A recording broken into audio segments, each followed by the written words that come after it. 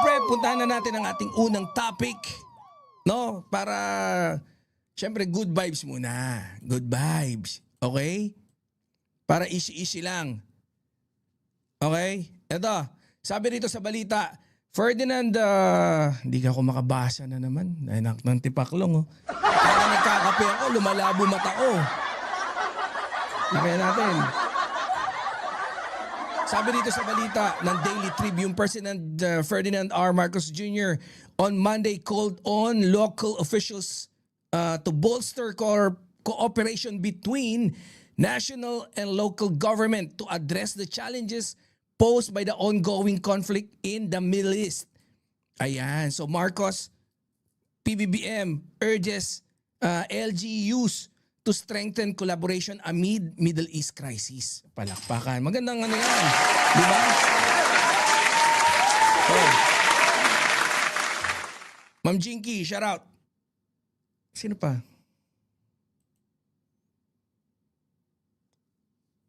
Kung makita yung... My message is in Tagalog. But your screen in StreamYard, it's in English. Really? Oh my God! There's a translation? What's happening here? I don't speak English, but there's a translation? Oh my God! That's great! Isn't that great? Hindi ko alam. Hindi ko alam bakit may translation. I really don't know. So anyways, yan Middle East crisis. Hindi panik ang kailangan. Ang kailangan, coordination. Kaya nga nananawagan si Pangulong Ferdinand Marcos Jr. sa mga LGU na alam niyo yun, makipag-coordinate sa national government dahil sa patuloy na tensyon sa Middle East. Hindi lang kasi ito foreign issue Malaking epekto nito sa Pilipinas, lalo na sa mga OFWs, oil prices, at lalong-lalo na ang ekonomiya maaapektuhan. Di ba Ma'am Neng Gigi, Boss B? Ano raw? Naka-English yung StreamYard. Wala naman ako StreamYard na gamit. My goodness! I'm not using any StreamYard. So I really don't know what you're talking about. I'm not using StreamYard right now. I'm using OBS. Boss Ryan Wong. Biglang tumakbo ang ungas? What? Anyways, huwag natin i-auto yung mga comments kasi may ibang mga ungas para hindi na natin mapansin. So, yan nga. Nananawagan ng ating mahal na Pangulo makipag-coordinate yung mga LGU sa national government. Hindi lang ito foreign issue. Diba? Sino mga naapektuhan? OFW, presyo ng langis, ang ating ekonomiya. Ang ibig sabihin nito, hindi nag-aantay ang gobyerno na magkaroon ng problema bago kumilos. Nagpre-prepare na. Diba? Kasi ako, I'm really against dun kanina. Dun sa interview sa debate ni Attorney Jess Falsis with Kiko Barsaga. Kasi sabi ni Attorney Jess, medyo hindi daw proactive. I beg to disagree, to be honest. Kasi not because wala ka doon nung nagplano sila beforehand. It doesn't mean na alam mo na. Or it doesn't mean na wala silang ginawa na proactivity. You just don't know. Hindi mo lang talaga alam dahil hindi mo nakita But I cannot judge you by that. Pero hindi mo lang alam. Limited yung alam mo. Limited yung source mo. Internal. Kaya hindi mo alam kung nagplano ba ahead? Nag-meeting ba ahead? Nagbigay ba ng solusyon ahead? Kasi eto i-research nyo kung sino yung mga maaagap na mga bansa pagdating sa aksyon para sa kanilang bansa. Yung mga government. I think we are one of the fastest pagdating sa pagbibigay ng solusyon. Kaya yung pag sinabing hindi proactive, hingan natin ng ebidensya. Baka, di ba? Kasi medyo salungat na yan sa ano natin. Di ba? So, sino yung mga andito? Si PBBM, siya yung naglabas ng panawagan sa LGU. Siyempre, tinawagan ng pansin yung LGU para sa local response, evacuation, assistance sa families ng mga OFW, if ever, sa DFA, DMW, evacuation at assistance din sa OFW, sa repatriation, DOE, siyempre monitoring ng oil supply. AFP, Navy, possible assistance sa evacuation. And of course, main talaga is yung mga LGUs. Ano ba dating gawin na dito sa Pilipinas? Sa Pilipinas, kadalasan, tsaka lang gagalaw kapag may krisis na, di ba? Reactive tayo. Hindi tayo proactive. That was before. So hindi ko masisi kung you are gonna be judging the government according doon sa mga nakagawian dati. But we are not like that right now sa pamamahala ni PBBM. And I can assure you that even the early weeks nung kung saan kino-content na natin to, para sa akin, ewan ko sa inyo, I can only speak for myself, pero para sa akin, proactive yung government. And etong mga nangyayari ngayon, matagal nang sinasabi ni PBBM na gagawin yan, yung mga yan. Ang dami na nating finiture dito. 1 week pa lang. 'Di ba? Nung ika 2 weeks, siguro mga nasa 20 plus na. With the list of reference kay Coach Jarrett. Tapos nung tayo, sarili natin nag-research, after 2 weeks and maybe 4 days, kutya nasa 60 na yung mga nagawa. So, calling the government not proactive, I think that's a little bit unfair. 'Di ba? Medyo I do believe it's unfair. Kasi kumikilos naman yung pamahalaan natin eh. Ngayon ang ginagawa ng gobyerno, preemptive coordination. Bago pa lumala, nakaka-coordinate na yung national at local. Hindi nyo ba alam yun? Ito parang formalities na lang to. Yung panawagan na to, pero matagal nang nagko-coordinate tayo with the locals. Hindi to dating gawi. Preparation politics. Preparation policies. Puntahan natin yung strategy, yung power, tsaka yung naratibo. Bakit importante ang coordination ng LGU? Kasi ang national government kaya, diplomacy, oil supply, evacuation abroad. Pero yung LGU, ano mga kaya nila? Tulungan ng pamilya ng OFW, financial assistance, local emergency response, monitoring ng presyo at supply. More detailed. First hand. Direkta yung tulong. Ibig sabihin, national equals international problem. LGU, local effect. Kaya kailangan sabay. Kaya nananawagan ng coordination. Ano yung tunay na laban? Hindi Iran versus Israel. Ang tunay na laban ng Pilipinas, ang tunay na laban natin, price increase.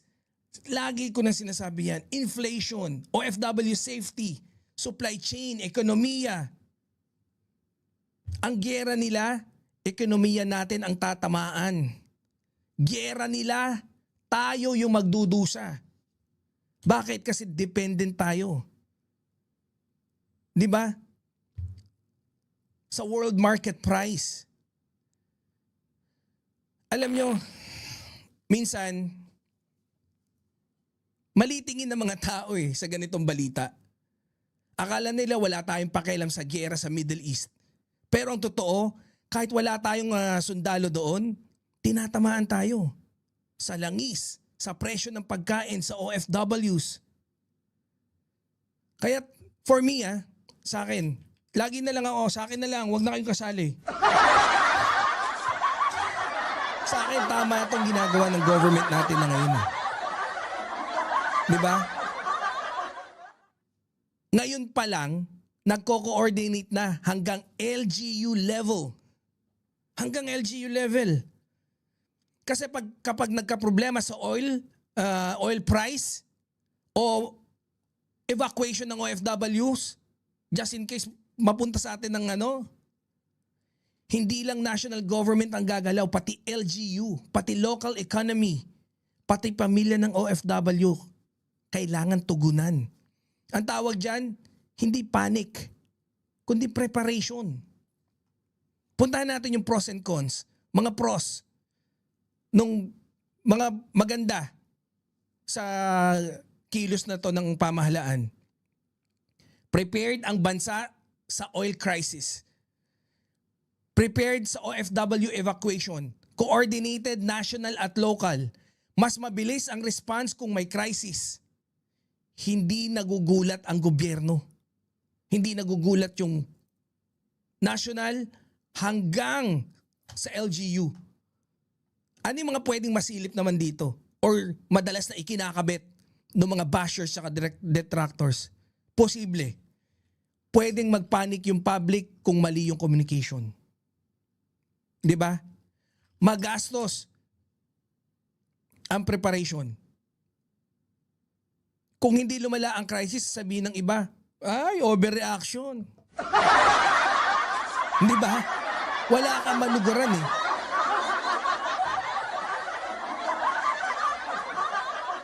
Pero talaga ang depende pa rin tayo eh sa imported oil.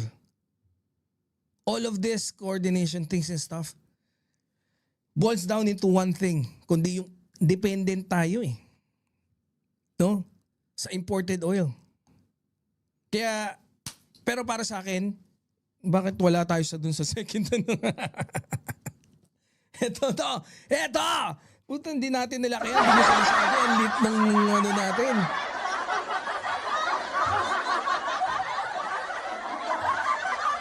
So, para sa akin, good news to, no? Ang gobyerno naghihintay lang ng krisis, delikado yan. Pero ang gobyerno naghahanda bago ang krisis, yun ang matino. Oh.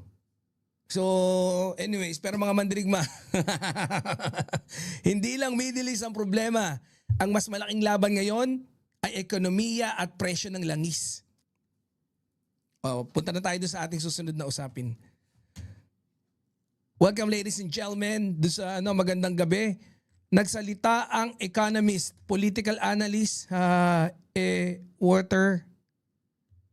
waiter ka lang, animal, sabi. Ay, nilalang yung waiter oh. Tapos na nga ako mag-waiter kanina. Ngayon hindi na ako waiter. Pagkatapos ko mag-waiter, pagdating ko dito sa bahay, hindi na ako waiter, siga na ako ngayon. Diba? After ng work ko, pwede na ako maging chef. Pagluluto ko yung asawa ko, hindi na lang ako waiter yun. Pwede din ako mag-manager. Ima-manage ko yung mga budgeting. So, parang finance. Pwede din ako maging inhinyero.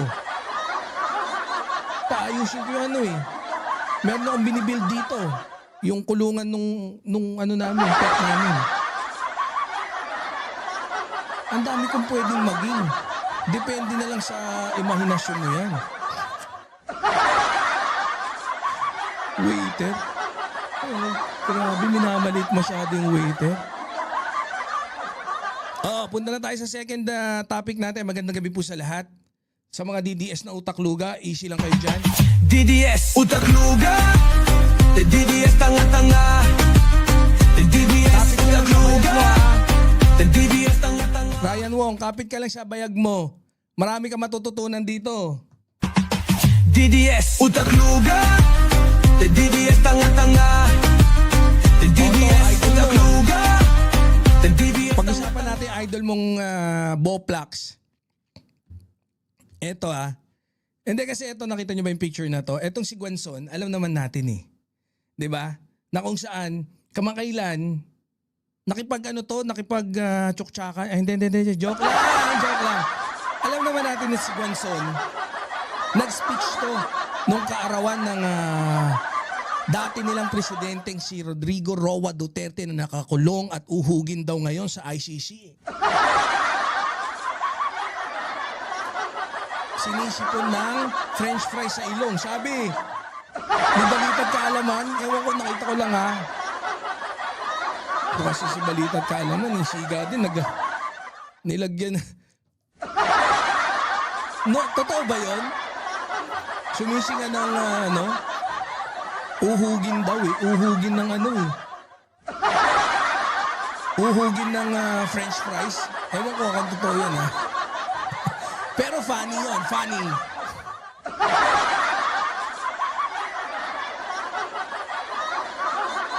Oh. So, eto nga. Daldal siya dun, oh. Kilala naman natin to na critic to ng mga Duterte dati dahil dilawan to eh. Kritiko to. 'Di ba? Sabi nga ni Robin, no, "Putya, ano bang problema nyo? Dilawan naman si Duterte dati." Ay, dilawan! Dilawan pala si Digong eh. Sabi na yan ni Robin ha. Si Robin, isa na sa pinakamatalino yan ngayon sa inyo. Dilawan din daw to si Guanzon. Oh, kumag nga lang. Speech dun, nakita natin kinamayan siya ni Sara Duterte. Ang problema, hindi raw inimbita sa lunch. Ay! Grabe oh. Feel niya pa naman feeling niya daw katiket siya. Oo, feeling niya katiket siya ni Sara. Sabi nito Pasio. Ayan oh. Yung nagkainan sila pero ikaw nadi-DS ko no, hindi ka niyaya makisabay. Ay, ayaw din nila na may nakatungkod.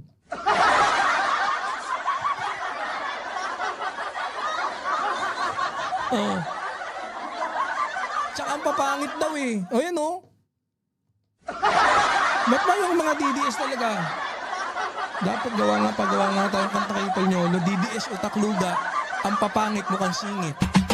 DDS utak luga, DDS tanga-tanga, DDS utak luga, DDS tanga-tanga. Grabe oh. Putya tablado. Putya kawawa naman oh. Pilit ipinagsisiksikan ng sarili. Utak luga naman daw.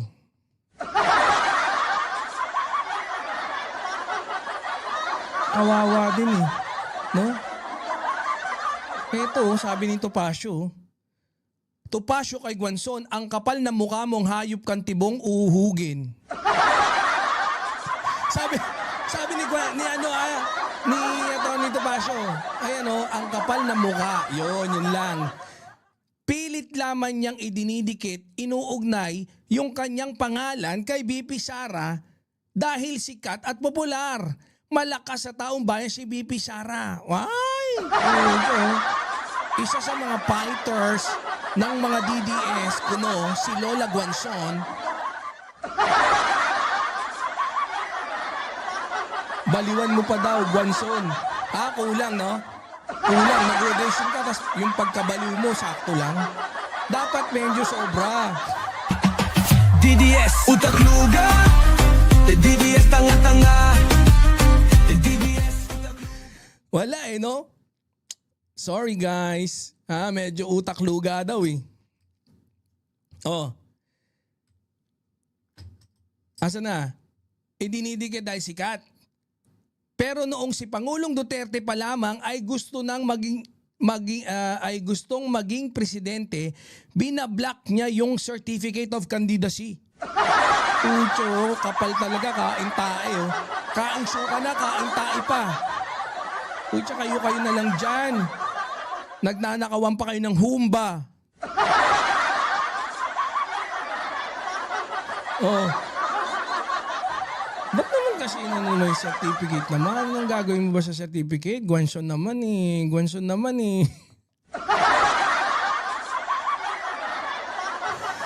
Oh, pinapa-inhibit siya. Ayaw niya mag-inhibit. Pati kay VP Sara, tinawag niyang Fiona. Patay!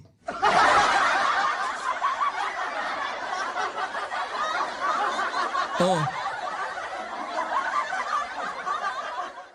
Basically, tinawag niyang magnanakaw nun si VP Sara.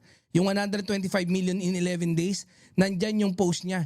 Meron ako lahat. Tinawag niyang Fiona. Ang daming sinasabi niyan against VP Sara. Ang kapal ng mukha, gusto pang mag-spokesperson. Patay! Bukelya, oh. Bukelya si Guanzon.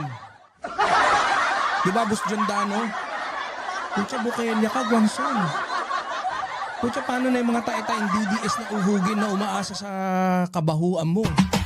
DDS utak luga. DDS tanga-tanga. At talakayin natin, ha. Yung dinner photo, hindi siya kasama, tablado. Alam nyo kasi sa politics, hindi lahat nakikipagkamay, hindi lahat ng mga akala mo okay pagdating sa camera, pwede mo maging kasama sa mesa. Siguro sa kama pwede.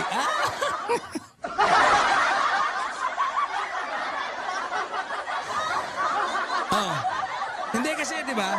May kumakalat nga na larawan na nagkaroon ng gathering pagkatapos ng event ng birthday ni Digong. At maraming political personalities ang present. Mga DDS. Na kung saan makikita mo na ito yung mga pinagkakatiwalaan. Ang problema, dito ngayon nagsisimula ang usapan. Tablado ba? Outsider ba? Mabaho ba? Coincidence lang ba? Ang daming tanong.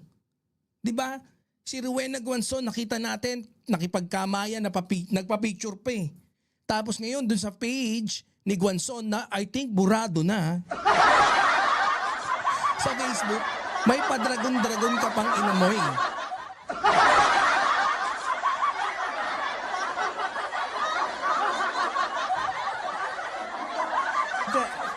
Pero, sa pool kayong lahat, dahil ang titigas na mukha nyo, 2028 election pa lang, anak ng teteng, bida-bida na kayo? Ang aga.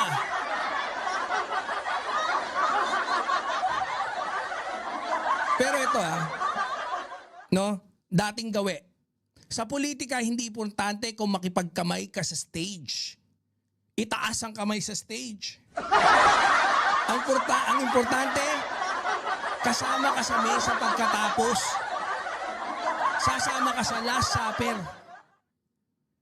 Diba? Photo sa stage, optics. Photo sa dinner, alliance. Yan yun. Yan nakagawian. Kung totoo man na hindi siya kasama sa inner dinner circle, ang ibig sabihin, tablado. Ano ibig sabihin? May hierarchy pa rin sa political groups. Inner circle, allies, supporter, political applicant. Nasaan ka doon? Sa apat na yon. Baka supporter ka lang. Posible rin political applicant. Audition! Pucha, galingan mo. Dapat tumambling ka, bumakflip ka dun sa stage. Pucha, baka mamaya kasama ka na sa dinner party. Inner circle, kaso wala. Nga. Minsan ang politika, parang fraternity. Hindi sapat na gusto mo lang sumali. Dapat tanggap ka ng grupo. Dapat ma-initiate ka, mapalo ka sa wapak sa mukha. Ano ang tunay na laban? Hindi ito Guanzon versus Sara. Hindi ito Guanzon versus Duterte Camp. Hindi rin to Unano versus Dragon. Dragon ang hininga. Hindi yan ang labanan.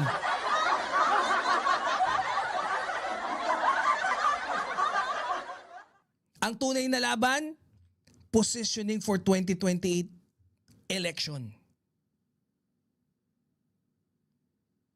Positioning. Maaga pa pero nagsimula na. Ang alin? Ang alyansa. Political camps. Senate slate, future presidential lineups. Yan ang mahirap. Ang kapal na muka, ninonormalize yung krimen. Anong krimen? Pucha, mali eh. May batas tayo eh. Dapat meron ka lang designated. Kanina tinapik natin yan eh. Hindi pwedeng all throughout nung term na gagampanan mo sa pagiging leader mo o yung ikinapanalo mo, hindi pwede na lahat ng year na yon, 6 years, in preparation ka for election. To hold power. Hindi ganoon, magserbisyo ka. Alam nyo sa politika, hindi mo malalaman yung tunay na alyansa sa speech eh. Sa interview o sa Facebook post, hindi ganoon. Malalaman mo yan kung sino ang makakasama sa mesa. Kasi proven yan eh. You will not eat with di ba? Sa mga hindi mo feel. Kung sino makakasama mo kumain. Kung sino makakatabi mo sa mesa. Sino ang invited sa closed door meetings. Kasi doon, diyan pinag-uusapan yung tunay na plano. Hindi sa press conference. Kaya minsan, isang picture lang ng dinner, mas maraming sinasabi kaysa 10 press release. Alam mo na yung magiging takbuhan pag nakakita ka ng mga sama-samang personalidad sa isang closed door meeting, sa hapagkainan. Politics is not what you hear in speeches. Politics is who sits at the table.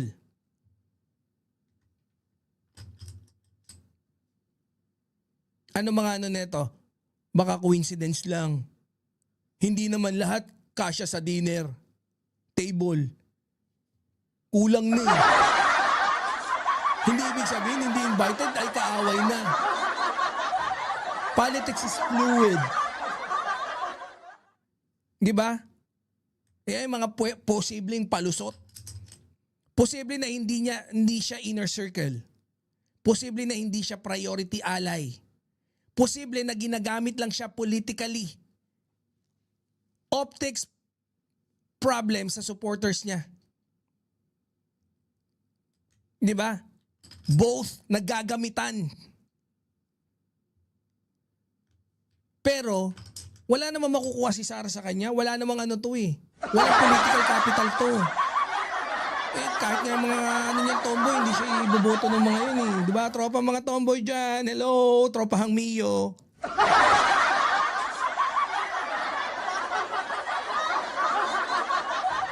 Hindi, totoo yun. Wala kang bilang pag wala kang bitbit. Kung wala kang maihahain sa mesa. Pag medyo critical yung labanan, crucial yung labanan, kailangan lahat ng kakampi mo may ambag. Pero pag wala kang ambag, putya yung tungkod mo lang, wala.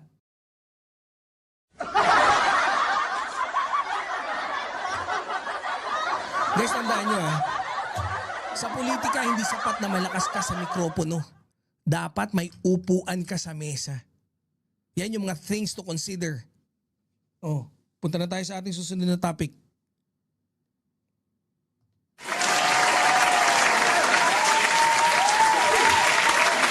Siyempre, tandaan nyo guys, at habang may mga politikong pilit pumapasok sa mesa, meron namang ibang politiko na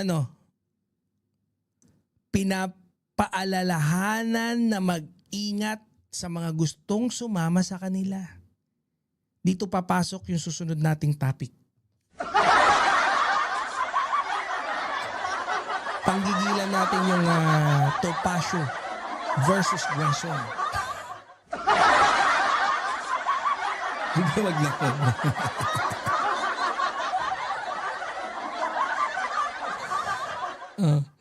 So, punta na tayo sa ating susunod na topic. Huwag na natin i-topic yung Gwenson. Yung pinag-isa ko na lang eh. No? Pinag-isa na lang natin. Kasi yung Topacio Guanzon, actually ano lang din naman, normal ng political alliance building eh. 'Di ba? Strategic positioning, open politics, syempre democracy. Pwedeng genuine support eh. Kaya lang ang problema, walang ambag eh. Pam-pam na ulit si Magalong. Oo, Boss Dada.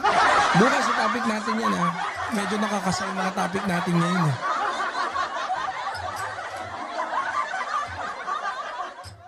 Political opportunism. Di ba? Inconsistency sa political stance. Optics. Di ba? Sumasabay lang sa malakas. Pwedeng mawalan ng trust sa mga voters. Kasi ganun naman talaga eh. Hindi lahat ng mga nakangiti sa'yo sa politika, kakampi. Yung iba naghahanap lang ng ano eh, ng susunod na malakas. Naninigurado tapos, okay, change. Diba? Kaya alam niyo mga mandirigma politika, hindi mo malalaman ng tunay na laban sa entablado. Malalaman mo kung sino yung mga magkakasama sa mesa. Kung sino yung pinag-uusapan kahit wala sa mesa. At, di ba? Oh, alam niyo na yan. Punta na tayo sa ating susunod na topic. Baka medyo ma-bound pa tayo dyan. Alam niyo, mag-ano pa tayo eh. Wag, wawalwalin. Hindi, re-reviewin lang naman natin yun. Di ba? Re-reviewin lang natin. Anyways, magandang gabi po sa lahat. Welcome doon sa mga bagong dating kagaya ni Boss Dada and of course the rest. Welcome po sa inyo. Punta na tayo sa ating susunod na topic. Ito magandang topic to kasi gusto ko to. In connection nga to dun sa una nating topic. 'Di ba? Na nananawagan ang ating pamahalaan sana eh. Buti si Attorney Jess aminadong ayaw kay BBM kahit endorsement ayaw. Ganun naman eh, dapat, no? Si Attorney Jess naman, ano siya, kahit sinasabi niyang ayaw niya kay PBBM, pagka tama yung ginagawa ni PBBM, okay naman siya. Pinupuri pa nga niya eh. Kung kailangan ipagtatanggol din ni Attorney Jess. Kasi para sa kanya, ang pinagtatanggol niya, yung alam niyang tama. Madalas tama si PBBM. So, parang nadadamay na lang si PBBM. Hindi ba? Ganun kalakas si PBBM. Oh. Puntahan natin to. Ito kasi, sabi rito, no, parang hindi ko alam kung sinagot ni Isko, pero parang ganun halos yung datingan eh. 'Di ba? Sabi kasi rito ni VP Sara, VP Sara, ang sobra sa pamumulitika ay nakakabulag. Okay, ito yung pinaka-title dito nung quote card na to. Sabi rito, VP Sara Duterte underscored that she was very frustrated over Marcos presidency. Nothing kulang ng H.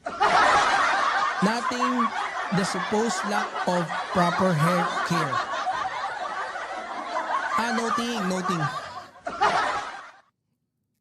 Galing-galingan pa ako.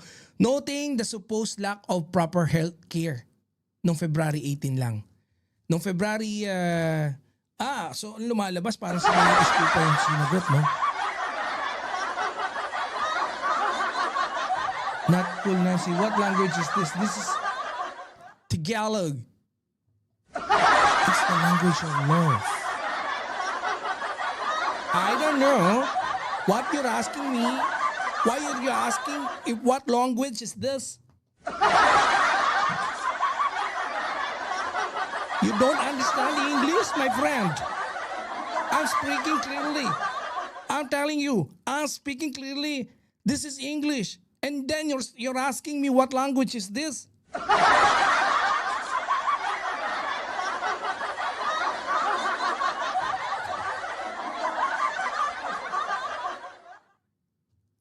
This is a very, very good language. English. All throughout the universe, they know all this. Oh, Sabi dito so sabi naman ni Mayor Isko, kumpleto ka na Mr. President, zero billing. Noted yung zero billing. Pinataas mo ang coverage ng PhilHealth. Tapos ngayon, nagpuproduce ka pa ng maraming doktor at nurses. Kumbaga sa kalye, Mr. President, walop-walop na. Kompleto na. In short. Alam mo, marami pang ginagawa pagdating sa kalusugan, pangkalusugan. Ang dami. Pati yung mga breast cancer. Naku, na-discuss na kasi natin yung mga ayaw ko na lang ulitin eh. Itanaas niya from 300,000 and up to 1.2 million yung benefit na matatanggap dapat pagdating. Tita May Dons, how are you? Hindi pa ko much.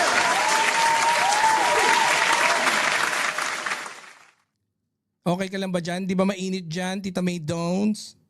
Darna! Oh, eto si Tita May Dons, si Mayor Isko tumutulong. Nakikipag malakasan ng tulungan. Kaya ako naman tinapik to kasi Siyempre, sa akin, hindi lahat ng kritisismo kalaban. Minsan paalala. Sapat na. 'Di ba? Lumabas kasi yung statement nga nito ni Sare na kulang pa daw yung ginagawa sa healthcare system. Kala mo talaga may alam eh.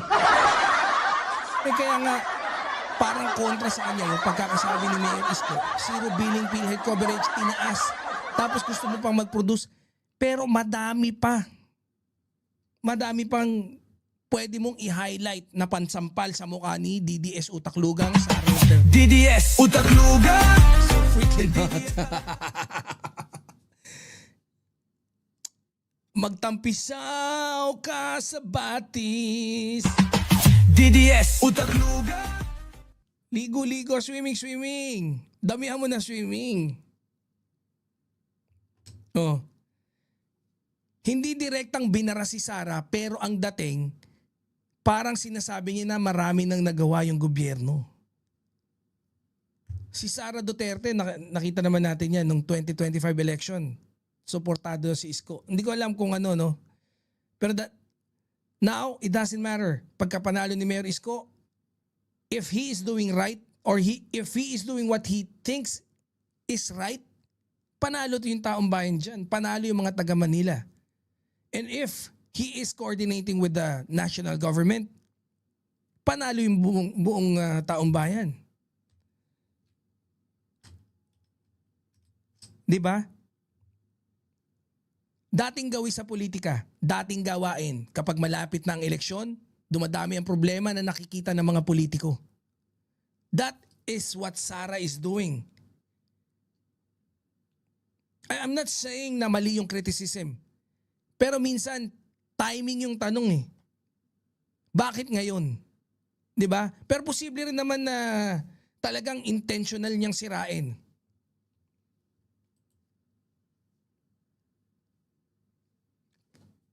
Focus tayo kay Isko. Sa akin dito, okay ako eh. Kasi hindi siya nakikipag-away. Ang ginagawa niya, nire-remind niya yung public ng mga nagawa na. I'm not saying that it is a political strategy, pero mas maganda eh, di ba? Hindi ka aatake, hindi ka makikipag-away, pero ipinapaalala mo yung accomplishments.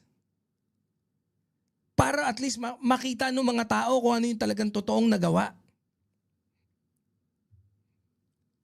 Although pero ang dating, support si Mayor Isko sa administrasyon, pero hindi confrontation, di ba? Mas okay. Mas okay.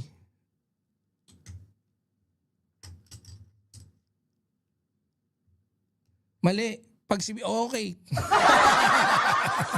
Siyempre naman laging criticism pag si Sara Potpot ang nagsalita.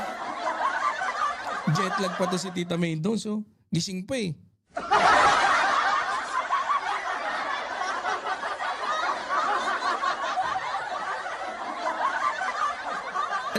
to Sara versus Isko Hindi rin Sara versus Marcos. Ang tunay na laban, narrative. Kung ano ba talaga ang estado ng bansa. Sablay ba o may nagagawa? Kasi sa politika, who controls the narrative, controls the election. Alam na natin yan eh.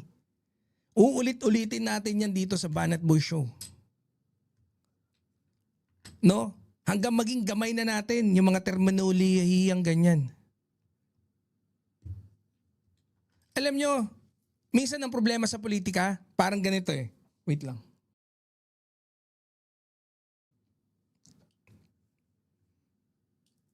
Ang problema, kapag may ginawa ang gobyerno, tahimik. Kapag may kulang, doon lang nagsasalita yung mga politiko. Pero kung tignan mo objectively, meron naman programang ginagawa eh. PhilHealth coverage increase, zero billing sa public hospitals, additional health facilities, hiring nurses, universal healthcare implementation. Hindi na ako lumayo Marami pang iba. Ang binanggit ko lang dito, nire-enumerate ko lang yung mga sinabi ni Mayor Isko. Dito sa isang sentence niya, pinagkasya lang. Marami pang iba. Marami pang iba. Hindi perfect ang sistema. Pero hindi rin naman zero para sabihin mo na frustrated ka. Na walang ginagawa. Lack of proper healthcare. That's BS. Minsan kasi sa politika hindi mo kailangan makipag-away. Kailangan mo lang ipaalala yung mga nagawa. Hindi mo kailangan ipagpilitan. Reminder. Ito yan Healthy criticism improves government. Healthcare dapat talaga priority. Reminder na kulang pa rin ang doctors at hospitals. Public discussion is good. Pero yung panggap kang oposisyon, tapos wala kang alam, hindi ka rin marunong mag-check and balance, putya, tumakay ka sa basket.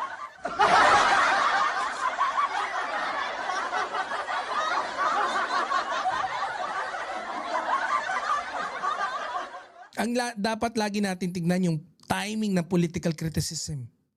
Pwedeng ginagamit lang ang issue for positioning. Nakakasira ng image ng sariling administrasyon. Biruin mo, part ka ng administrasyon tapos sinisiraan mo. Ang lakas ng paninirang magagawa mo nun. Mixed messaging sa public. Nang iinis na lang yan si Sara, wala kasing alam. DDS Utak luga DDS tanga-tanga. Eto sa politika, hindi lang trabaho ang mahalaga, pati narrative kung may trabaho ka. Kailangan mo ipakita. Kasi mahalaga rin na alam ng tao kung may ginagawa ka o wala. So, yung naratibo, pero yung visuals, importante. Importante na malaman ng mga constituents mo na meron kang ginagawa. Hindi lang para ipakita o magyabang o para optics, kundi at least awareness. Yun nga yung trabaho ng PCO which I believe Attorney Claire is really doing good. Di ba? Kaya ako saludo ko kay Mayor Isko kasi okay siya Di ba?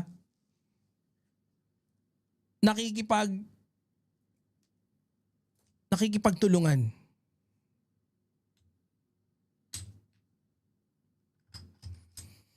Sige.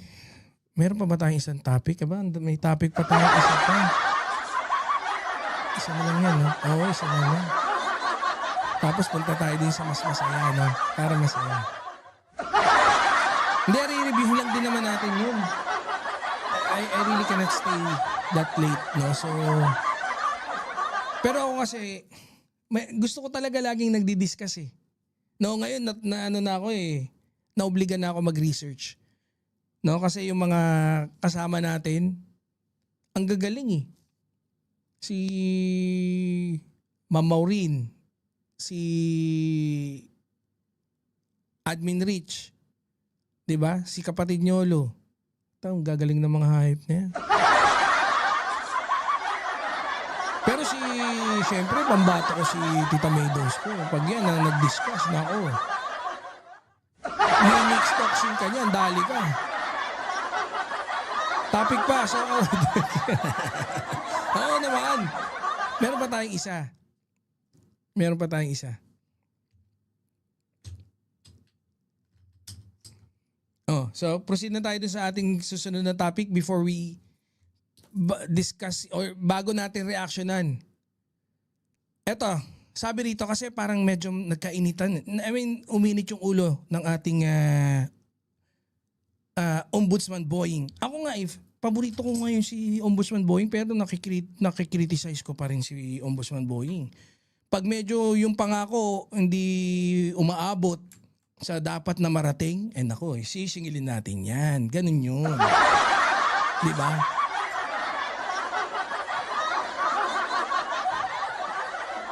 Ano daw? Sabi ni Boss Dan Deserado. At asawa mo, alin? Baka naman pwede mo i-share paano maging troll army ni Bangag. Ha? Kailangan meron na yun nga sinabi ko sa'yo, sinabi ko na requirement eh. Una, dapat 5 kabilog, 8 kahaba. Tapos kailangan may patunay ka. Oh. Diba? Send mo lang. Send mo sa isumbong mo sa presidente. May email doon. I-email mo yung mo. Pakita mo na 5 kabilog yan. No? 8 kahaba. O, pasok ka na. Pwede ka ng troll kagad. Sasabay ka na kagad doon. 2 kaltok kada buwan-buwan.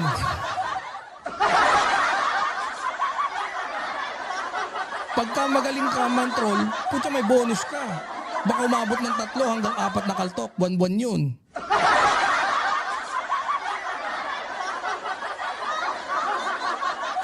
Proceed na tayo dito So, sabi dito, I'm warning the Secretary General.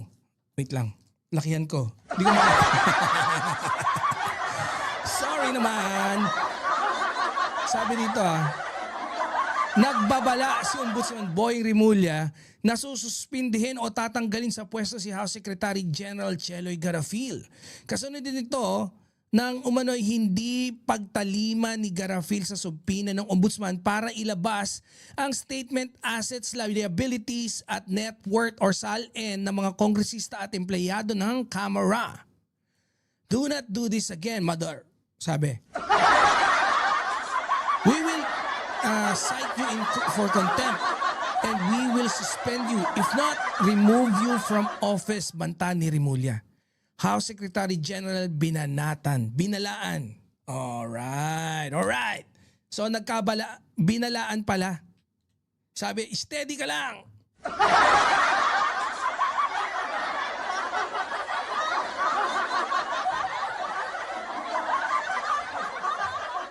Ito SALN issue.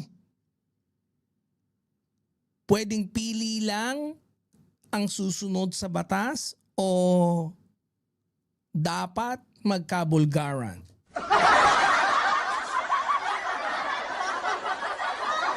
Hindi ko din maintindihan kasi kay Ma'am Cheloy. Di ba? Kay Sec Cheloy. Hindi ko maintindihan. Bakit nga ayaw mo ibigay? Sinumpina ka na pala. Ibigay mo. Wag ganun. Tamo, nag-warning tuloy si Ombudsman Boying Rimulya. Kasi hindi ka nag-comply Subpina. Alam mo naman, attorney to Di ba? Subpina tungkol sa SALN Tapos hindi mo iyan yung mga SALN ng congressman at employee ng mga House of Representatives. Kaya malinaw na sinasabi ni Ombudsman Boying kapag hindi sumunod, ipapasite in contempt ipapasight for contempt, masususpend, or worst, matatanggal sa pwesto.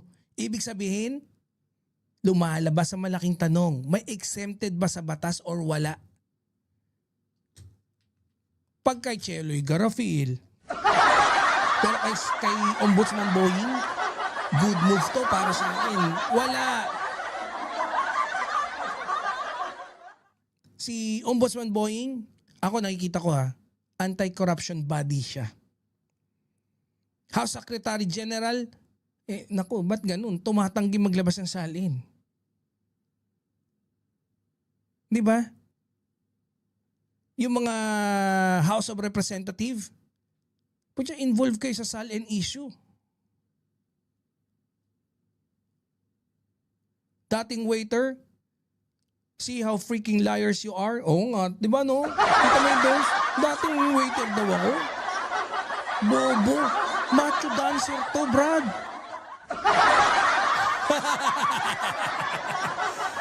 Bobo. Kung nakita mo man ako na meron akong lumapit ako sa mesa ng customer, hindi para mag-waiter. Porque suit ko, kurbata lang, tapos pabango. Waiter agad. I have nothing against waiter. Pero hindi ako waiter, macho dancer ako, macho dancer! Boblax ang pausabaw!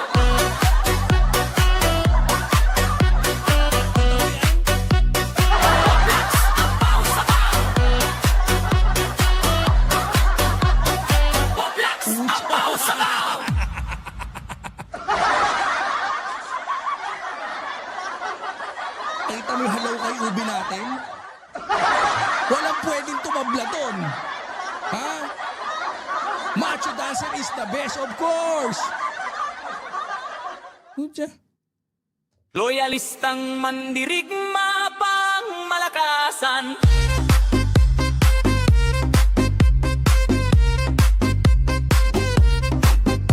Loyalistang mandirigma pang... Nakita mo ba yun? Malaki kinikita ko, ganung galawan pa lang. Paano kung nilabas ko na yung pambato ko?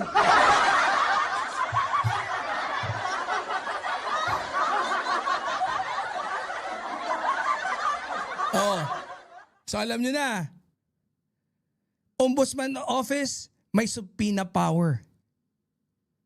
Kaya pag pinasubpoena ka, mag-comply ka. Dating gawain sa Pilipinas, kapag ordinaryong empleyado, require ang SALN. Kapag mataas na opisyal, biglang confidential. Ang ina nyo, ano nangyari? Yan ang matagal ng problema. Selective transparency, bitch. Ang SALN, ginawa para saan? Makita kung may unexplained wealth. Pucha, SALN, confidential, fuck you. Ginawa ang SALN para maiwasan ng korupsyon. Tapos itatago nyo, fuck you ulit. Magkaroon ng transparency sa public official. That's the purpose of it. Hindi yan optional, required by law.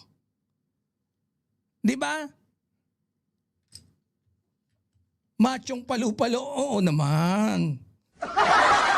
Patience din naman syempre, pagka nakita mo naman yung kulang tong space ko, pagka ako humalukay ubi ng...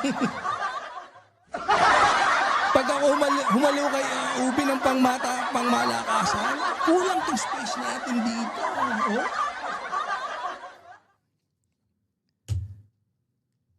Required by law. Ang nangyayari dito, hindi lang SALN issue eh. Ang totoong issue, separation of powers versus accountability. Am I not right? Yung House, may sariling rules. Ombudsman, may power mag-investigate ng korupsyon. Kaya ang tanong, pwede bang tumanggi ang House sa Ombudsman? Pwede bang tumanggi si SecGen sa kapangyarihan ng Ombudsman? legal powers.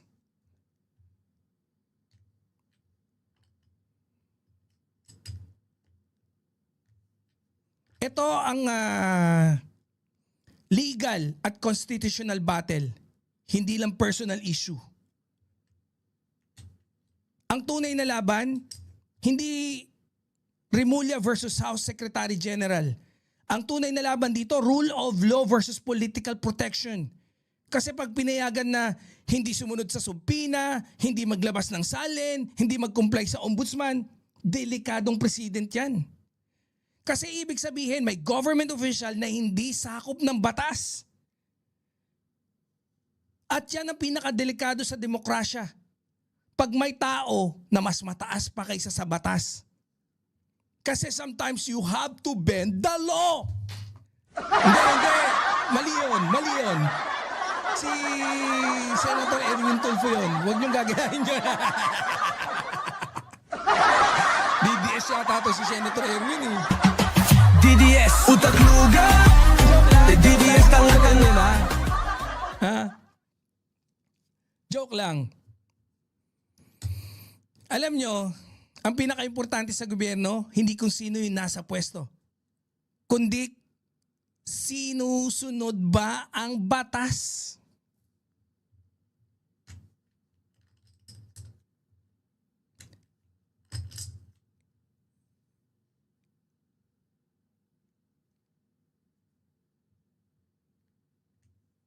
Hindi kung sino ang nasa pwesto.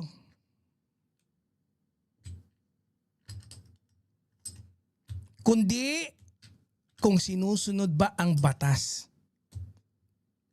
Kasi kung ang batas sinusunod lang na mahihirap at hindi sinusunod ng makapangyarihan, hindi na rule of law yan. Rule of power na yan. Kaya importante itong ginagawa ni Ombudsman Boying. Hindi ito laban sa Congress. Hindi ito laban sa House. Ito ay paalala sa lahat ng government officials, accountable kayo sa batas. Kasi ang gobyerno hindi private company. Pera yan ng bayan, posisyon ng bayan, kaya dapat transparent kayo sa bayan.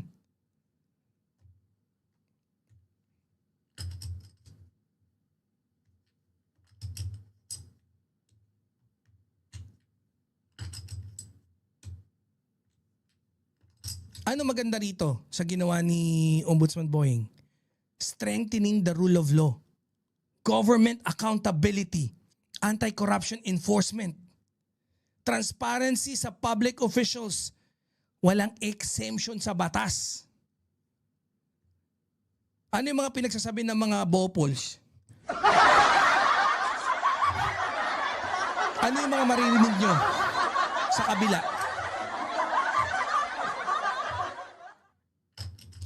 Possible constitutional conflict, separations of power issue, political tension between institution, pwedeng gamiting political weapon, institutional conflict, or yung tawag nila institutional crisis.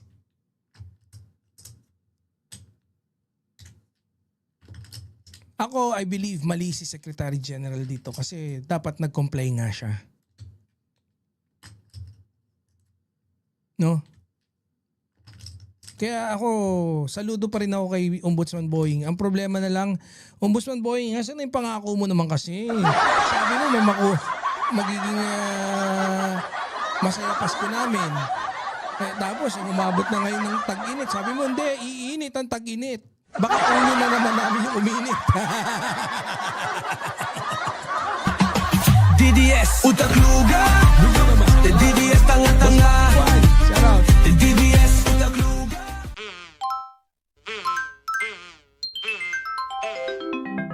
Kakulango.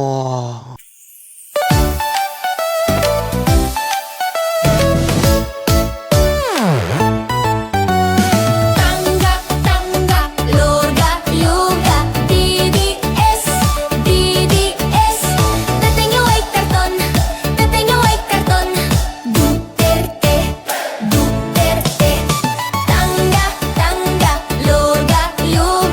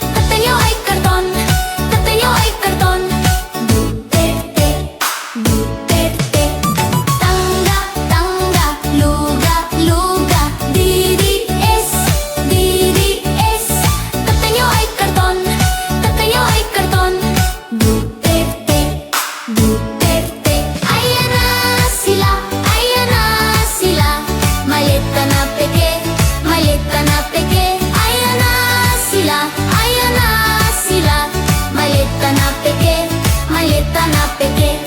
Puro fake news ang DDS. Puro fake news ang DDS. Mga troll farm, mga